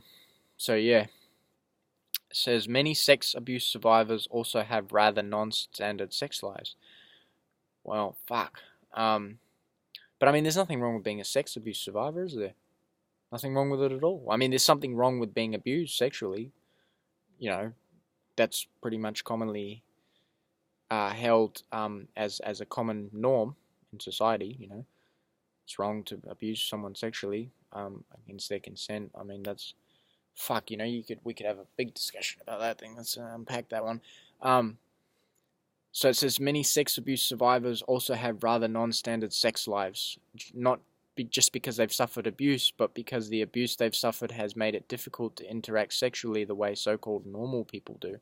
So basically, once your threshold's been taken up so high, stimulation-wise, it's hard to do the regular stuff. And that could be said, for anything really.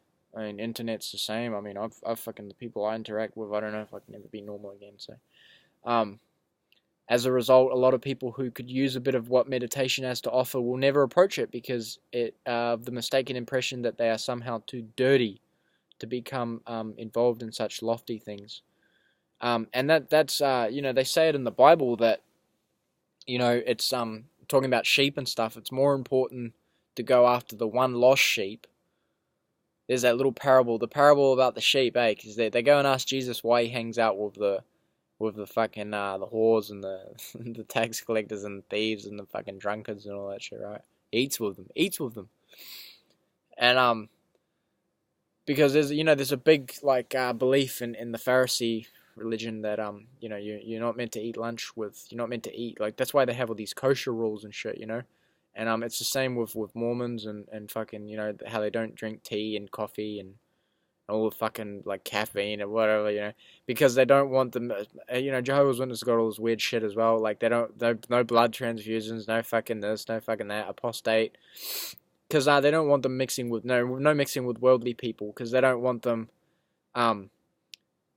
because they're trying to create this biopolitical empire, and if you let your tribe, basically, who's meant to be your priesthood, if you let them mix with the regular folk, there's no separation, and all the energy just flows out through the fucked up people, basically, because they take the energy, just how they were taking the energy from Jesus, I guess, yeah, feeding off Jesus, I guess, in the story.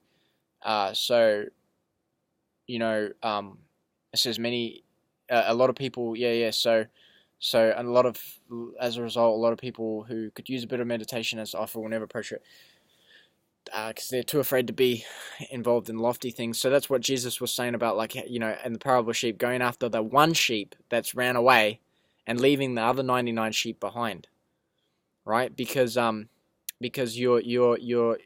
you're trying to show these people who think they're too dirty that, you know, there's nothing lofty about meditation or anything like that. Just because a lot of lofty people happen to engage in it because they happen to be privileged enough to find themselves into it and all that sort of shit doesn't mean that there's anything fucking lofty about it, you know.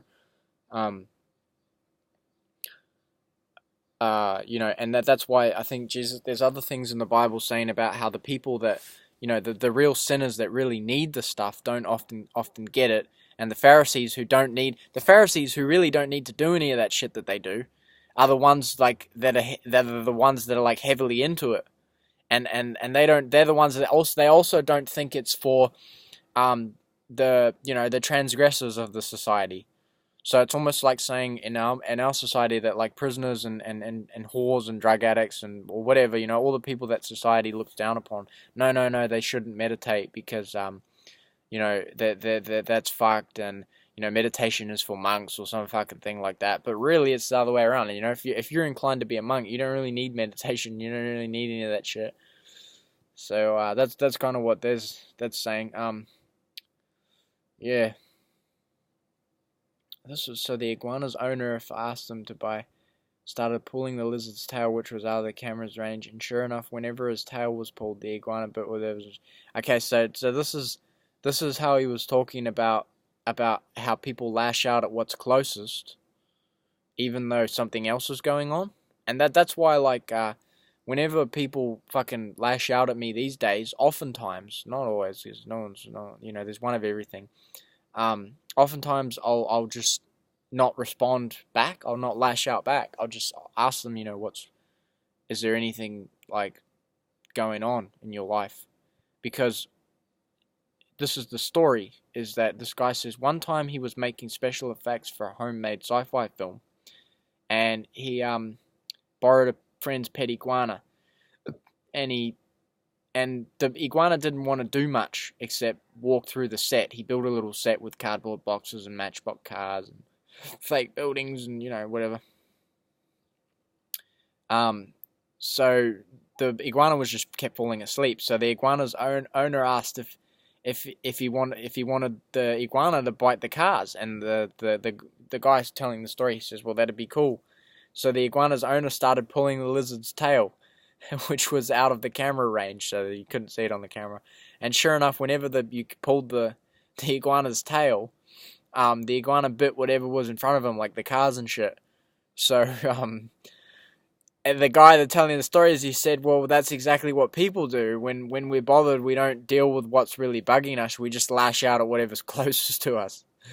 So, yeah, that's a parable right there, isn't it? That's a fucking, this cunt's telling parables, eh? I mean, that's a parable, you know, the parable of the fucking iguana on the set of the special homemade sci-fi film. There you go. This one says, being without preference means that when you have preferences, and you always will, you let go of any notion that you should not have them. So, you know, a lot of people think that they, you know, like this is the whole thing about you know, this ties in with people and like discrimination in any form, right? People say, well, discrimination is wrong.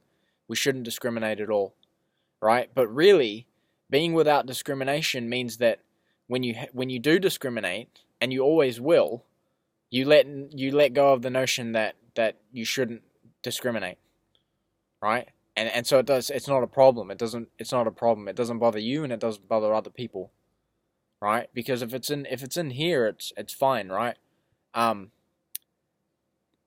You know,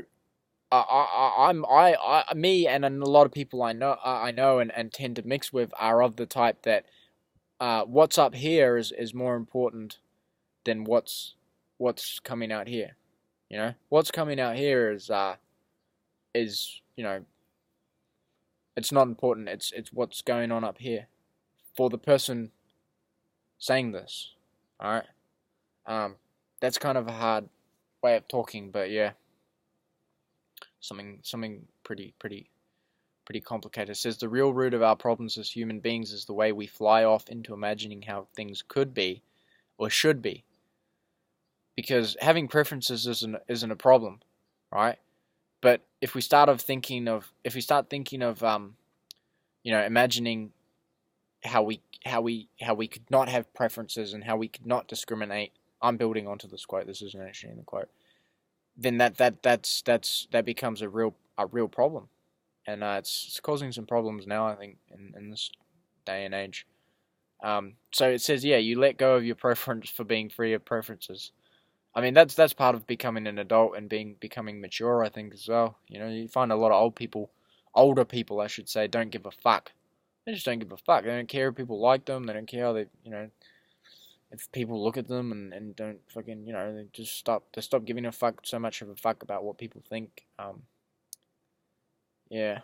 So it says, when you see the truth or you see acceptance, it can either be a drink of water in the desert or a flash of fire that scalds you because of where you are in your development. So, I mean, this is also ties in with what I just said. Sometimes when you confront people about discrimination, and it's funny that it's usually younger people that are it's popular in education these days, the education and academic world, to be like really up in arms about having preferences and discrimination and all this distinguishing and all this sort of stuff, because of where they are in their development, young people, and so it's a flash of fire that scalds them and they react in as it were, rather than a drink of water. It's not refreshing to them to see the truth, or see acceptance. This one says that lust is involved in nearly every form of livelihood I can think of. Just to give one example, if you work for a company that makes any kind of product, the advertising that product is always geared towards inciting the lust to possess it. So yeah, that's what I was talking about advertising earlier. Like, you may think advertising's harmless. You may like commercials on TV. You may like billboards. You don't care. You want, but I tend to know that it's inciting my lust to possess it, whether I'm consciously thinking that or not. It's every single thing that I see is creating this like neural pathways in my mind, and in not only my mind but in society's mind. And sometimes the shit that they're advertising and commercializing, I don't want to live in a society that's advertised and commercialized to have that as their, to possess that, right? To lust to possess that. And so yeah, that's how lust is involved in pretty much every form of livelihood. Yeah. This one says, you want to go from where you actually are to some idealized state your confused mind has created. So like whenever you become more confused, you want to go to some idealized state. But it's a losing battle, because the attempt to change from what you are to what you think you should be is the problem itself. So yeah, I think that's why meditation is so good, because when you start off meditating, you're like, fuck, I have to stay still, and I can't swallow, and I can't scratch that itch, and the longer you do it, the more you realize, like, oh fuck, I can't stop thinking. I can't just let go of my thoughts. I'm always gonna follow my thoughts, to a certain extent, and there's one of everything, and I'm always gonna fucking have to scratch that itch eventually, and you know what I mean. And there's just nowhere to stop it, and yeah, it's a losing battle.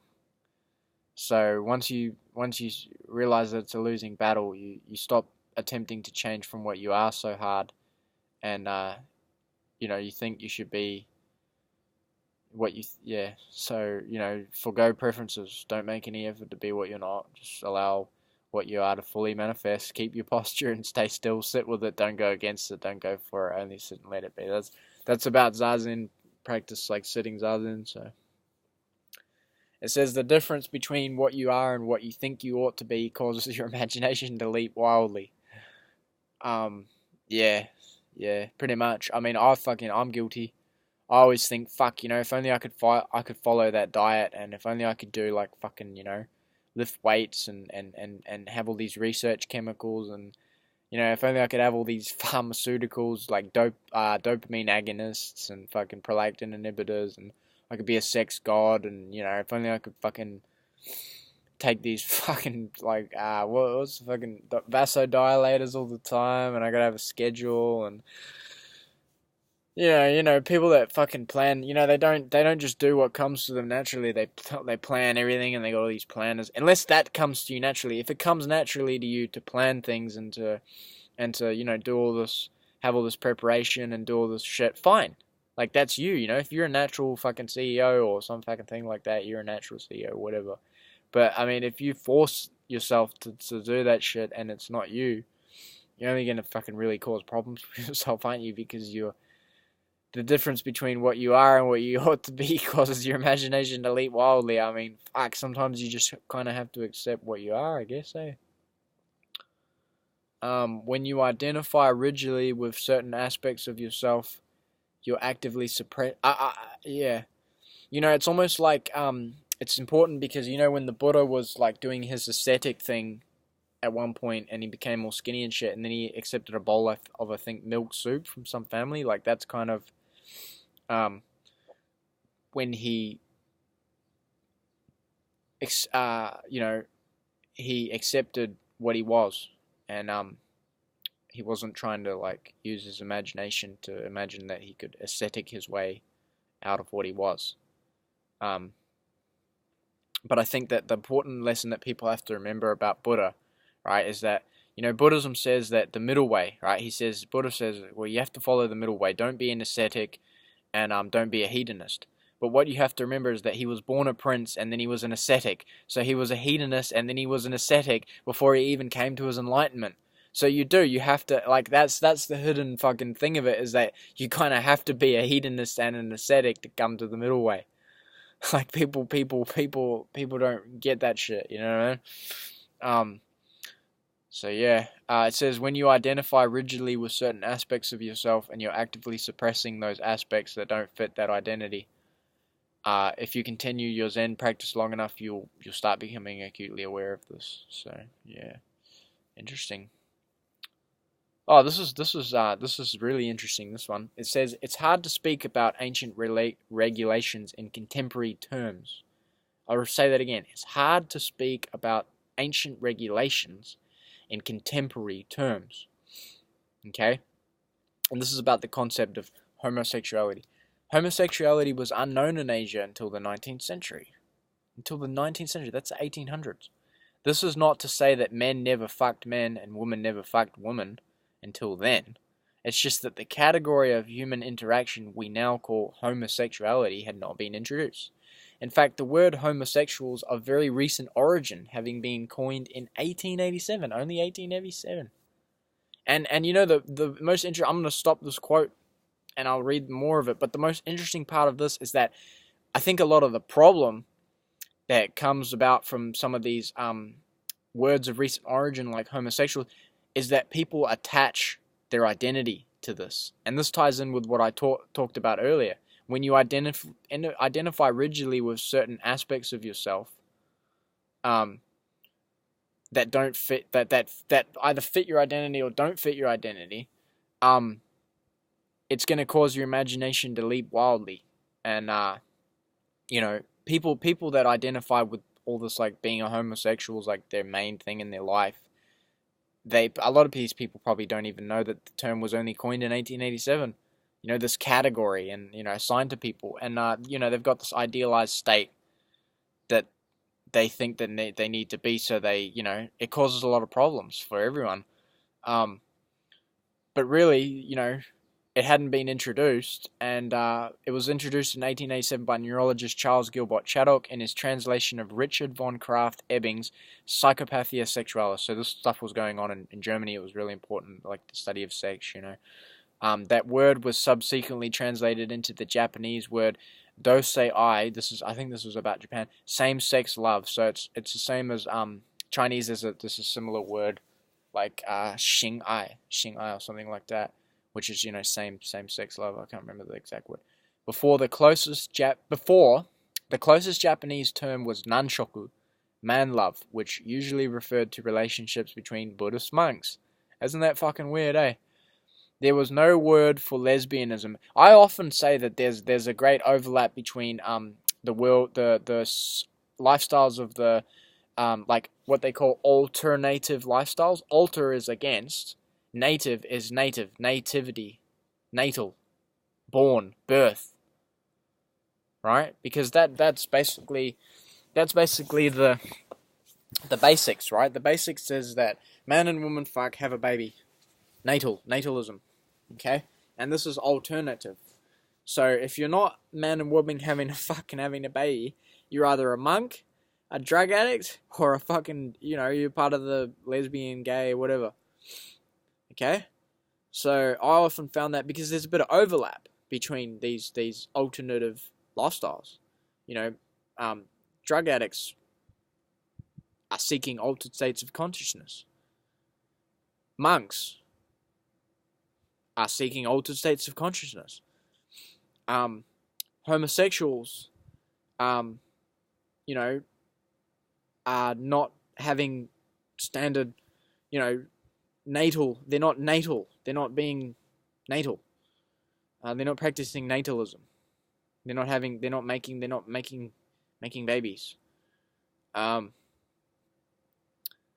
So, the monks, whether they engage in homosexual whatever, they're not making babies. The drug addicts, they can make babies, but you see, that's the thing, is the drug addicts don't. The drug addicts are looking for altered states of consciousness. The monks are looking for altered states of consciousness. The monks don't have babies, aren't having babies usually. Now, sometimes they can now, but the monks aren't having babies, and the gay people aren't having babies. The lesbian people, and whatever comes with that, they're not having babies either. So interesting. I found that interesting, the overlap. It says there was no word for lesbianism in ancient India. The Sanskrit word kliba, which often gets translated these days as homosexual, could mean a man. It could mean all these things. Look, it could mean a man who was sterile. It could mean a man who was impotent. It could mean a man who was castrated, or a transvestite. It could mean a man who had oral sex with other men or had anal sex as a recipient. A man with mutilated or deficient sexual organs. A man look, it could even mean a man who produced only female children. Or it could mean a hermaphrodite. Holy fuck. It's a lot different from our term homosexual, eh? The Sanskrit term kliba. Oh, this is about Amma. This is about Amma. I think Amma, that lady who gives all the hugs, she hugs like 43 million people. It says Amma is a globalist working intimately with the UN to bring about its agenda. That agenda is world regulation and control, a wolf that hides in the sheep's clothing of humanitarian ideas. And that ties in with this little thing that it's an image, like a meme that I've got, and it says mice die in mouse traps because they do not understand why the cheese is free. The same thing happens with socialism. Oh, mate. I mean, look, I'm just reading this stuff. I don't really have an opinion on any of this stuff. I find it interesting. I find it important. I think it's important, but I don't fucking, I sit on the fence, mate. And you hate me for that, but you go on hating.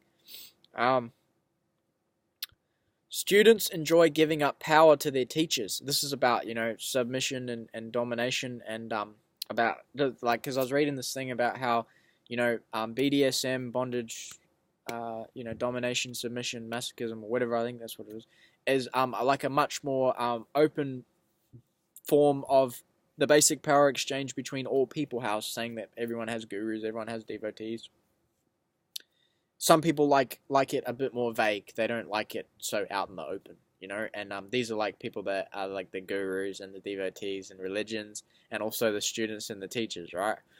And it's funny as fuck because I was watching this video about this fucking cunt that was like giving his Shakti to some other cunt in India, like a guru, and fuck, man, like the guru had this cunt like on his knees, and he was like, he's fucking like had his head, and he was like putting his head up to his crotch and shit, like fucking like rubbing his crotch on the cunt's head and like rubbing down his spine, eh?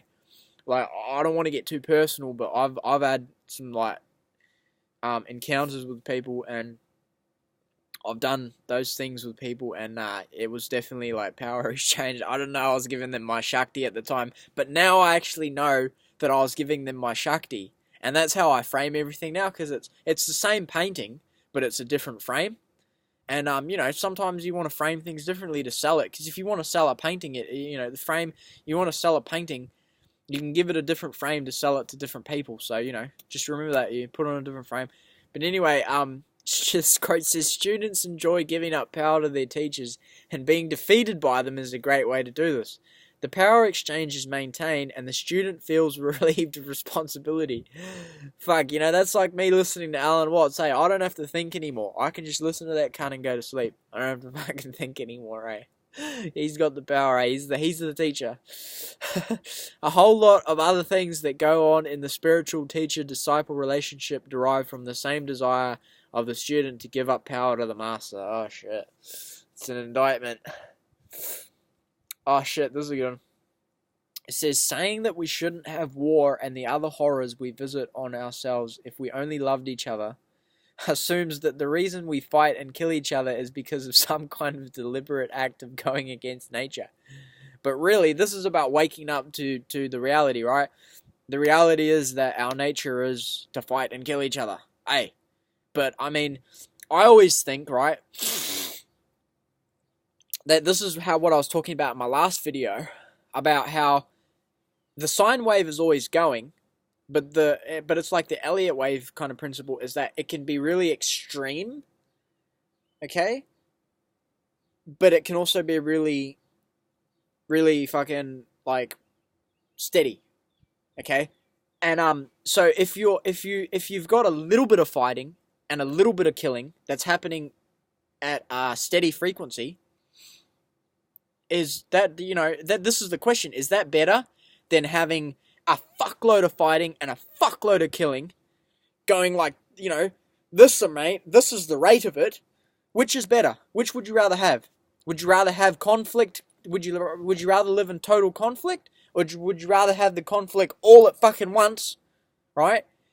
You know, not that extreme, but that's generally the case, right? If you let things build up, they fucking explode. So, or they implode. Or they collapse. So, the bigger they are, the harder they fall. What comes up must go down, all that shit. Sorry. So it's saying we shouldn't have war and other horrors we visit on ourselves if we only loved each other assumes that the reason we fight and kill each other is because of some kind of deliberate act of going against it. And this is about microaggressions. So I hear this shit about microaggressions. Motherfucker, we need microaggressions to some extent, because if we can't take out our frustration at each other and say, you know, fuck you, cunt, to their face, and just get it out, and just be like, look, I don't like you, you're an ugly cunt, I never fucking want to talk to you again, at the moment, I fucking hate you, right? And that person doesn't get offended, but they don't get offended, but they express themselves back. They say, look, I fucking hate you too, you're a fucking asshole, alright, you're a fucking cunt. That's love, really. That's love. It's saying, look, I fucking hate you, I don't like you. I don't want to pretend about it either. Because if we pretend, we're going against our nature. But if we go with nature and we just be like, look, I don't fucking like you, I think you're ugly, you smell bad, you fucking look weird, I can't help but noticing the differences between you and myself, they can say it to you back, and then you can be like, well, look, what are we going to do now? Kiss and make up, and have fucking make-up sex and all that. It's good, right? But I mean, this is the thing, you know, about these microaggressions, is cunts want to stifle everything. They want to stifle the free speech, they want to stifle the microaggressions, all this shit, right? But, that's fucked. That's fucked. You don't want to be like that. You don't want to keep it all inside. You want to scream and shout and let it all out, mate. It says, but I wonder if war might actually be a survival mechanism. Here we go. You know, this guy framed this well. This is from Brad Warner's book Sex, Sin, and Zen. He framed this very well because there was one other guy that had this idea that's not very popular among a lot of people, eh? So but yeah, he had this idea that war might actually be a survival mechanism, not for the individual, obviously, dumbass, but for the species as a whole. And this is where we get into the problem of individualism run rampant these days, is that everyone wants to be an individual, special snowflake, and they don't want to be offended, but that's not good for the whole species, because we need a bit of conflict happening at a steady rate to avoid the big ones. Those who advance the idea of love as the ultimate answer seem to believe that if we return to the natural way of love, all our problems would be solved. Well, that's a nice fairy tale. But every time, I'll just going off personal anecdote, every time I've had people in my life that I just really can't fucking stand at times, and I tried to be fake and be like, look, I love you, and it was, I could do it for a while, but it wasn't sustainable. And sometimes you need to do it, but you need to have a release valve and the appropriate release valve. And if you don't have the appropriate release valve, it just, everything fucks up.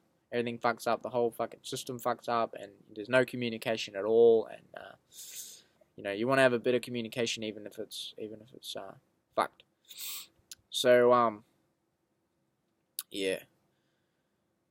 This is about compassion. And I'll probably make this the last one, because I'm at 1 hour and 50 minutes. So if anyone's still watching this, fucking A, we got into some interesting shit. The stuff at the beginning was a bit boring, and took a bit while for my lips to get all lubricated. But compassion is completely different from love. Oh fuck!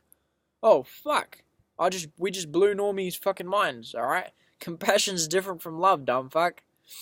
Compassion doesn't exist in contrast to something else.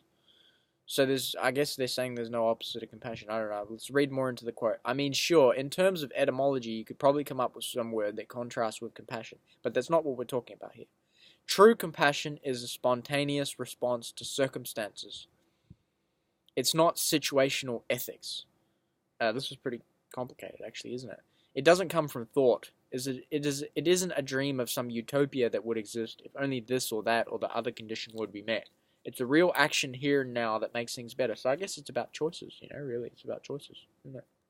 Compassion doesn't need to be big. It can be very small. Shunryu Suzuki Roshi said that it's not important to try and fix the whole world. Just shine one corner. Just do your own little part, mate. Fuck it. That's what it says. That's what God put you here to do. Not to fix everything. Not to save the planet. Just to make your portion of the universe a little bit better. Saying, oh yeah. So there you go. I mean, that's compassion, Just put in a little bit. Just do a little bit, I don't know, I guess. Oh, that's cheapening it, eh? That's cheap. I mean, that was the quote. Take the whole quote as it is. Don't listen to fucking some little cheapening of it. This one says, words, I'm going to do another one because I'm hooked on this shit. Words and concept are funny creatures. They define things by putting them against other things. We don't consciously realize it, but each time a word or concept appears in our minds, so do all its opposites. The word is never the thing. Interesting, because I mean, this is where we get into reverse psychology and stuff like that, right? So there comes a point where you become aware of this too. The more they feed you certain things, the more you crave the other things, and you're thinking about the other things. It's weird. This one says there was a lot of hate in the room that evening, but nobody wanted to say it.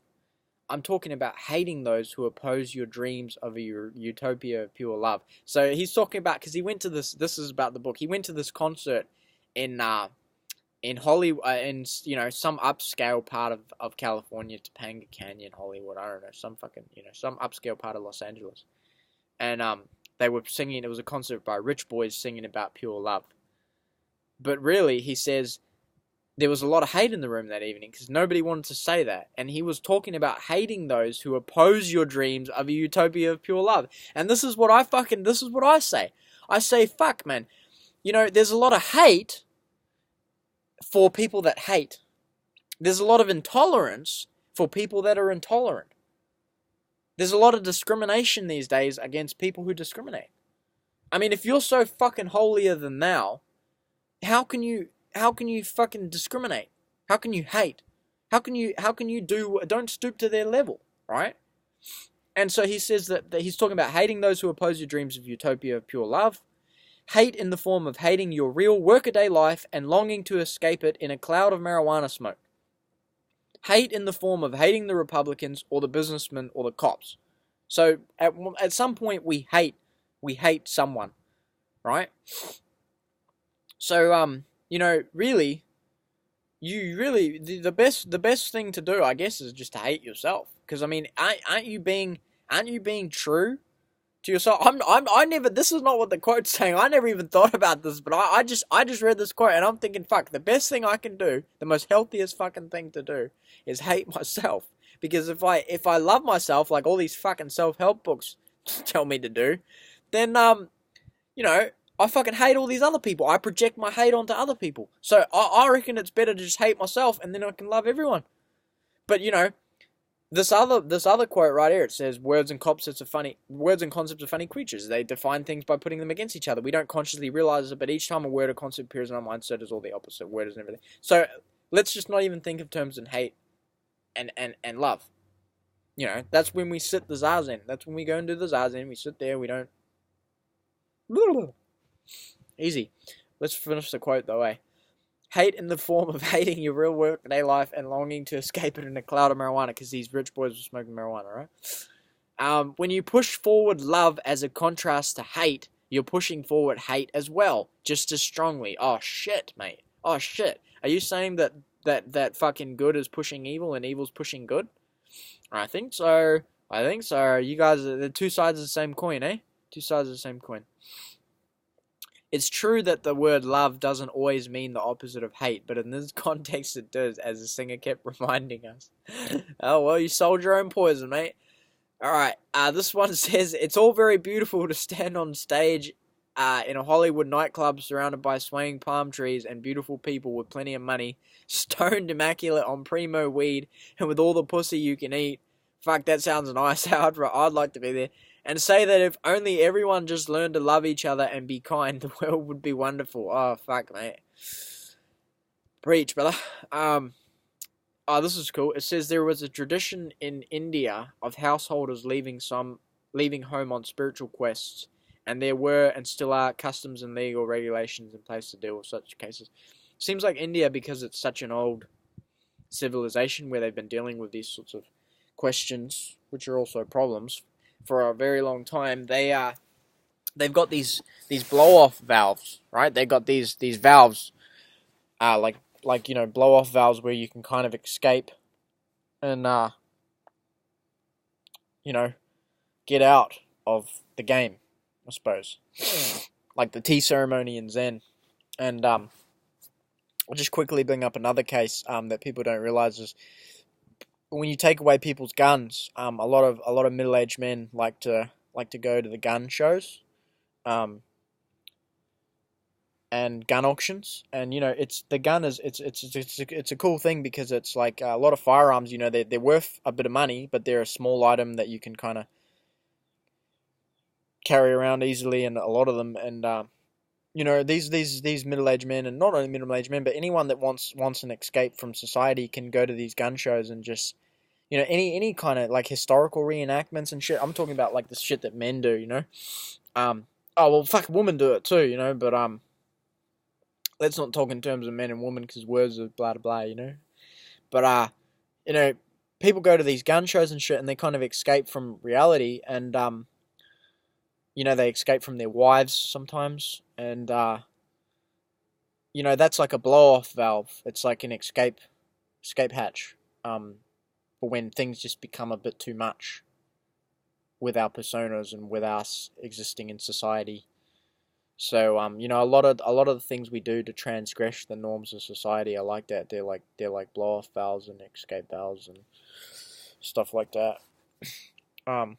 So India's got a lot of that because they've had to deal with it for a very long time. And we used to have it here, you know, they used to have gentlemen's clubs and all this fucking sort of thing, and you know, women can throw their parties, and you know, everything didn't have to be unisex, and I don't know. It says it here. It says, if the very concept of someone believing in the existence of God is frightening to you, you're back in the same boat as the religions you despise who fear those who don't believe in God. And this is why I always say that that atheism is an extension of Abrahamism, because pretty much there was no atheism before Abrahamism existed.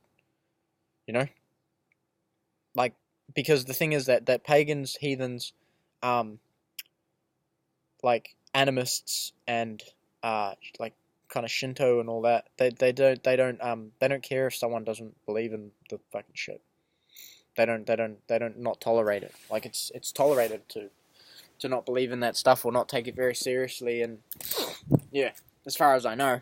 So the atheists are supporting the Christians just as much as the Christians are supporting the atheists. Really, I often say, if Abrahamic religions were to disappear tomorrow, if there was no Christianity, no Islam, no monotheism, then these atheists wouldn't have a leg to stand on, really, would they? I mean, they could kind of say, well, they could go to the pagans and they could say, well, none of your gods exist, blah blah blah blah, and the pagans would say, well, you know, none of our gods, none of our gods exist, but we still honor them because that's just what we do. It's more of a way of life than a fundamental belief that requires battle. More or less. Yeah.